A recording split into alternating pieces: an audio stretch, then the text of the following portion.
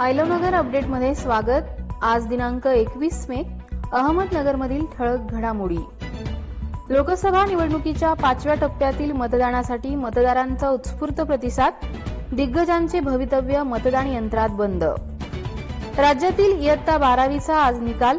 महाराष्ट्र राज्य उच्च माध्यमिक मंडळाकडून संकेतस्थळे जाहीर। नगरचा पारा 40 अंशांवर, उकाड्याने नागरिक हैराण। मुळा धरणात अवघा 25.79% पाणीसाठा शिल्लक। जिल्ह्यात दुष्काळ सदृश्य परिस्थिती। डोक्यावर पेटते कठे घेऊन भाविकांनी केला बिरोबाला नवस। अकोले तालुक्यातील कौठवाडी येथे कठ्याची यात्रा उत्साहात। निराधारांचं अनुदान थेट बँक खात्यात होणार जमा। आपत्ती विभागाने दिली माहिती।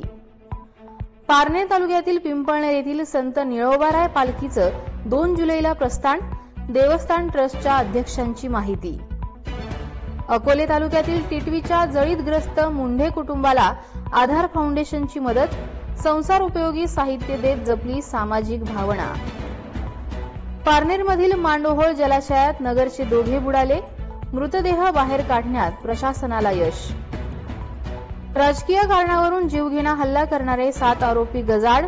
स्थानिक गुन्हे शाखेची कारवाई। असेच अपडेट्स मिळवण्यासाठी आयलोनगरच्या 77 98 300 400 या नंबरवर मिस कॉल द्या।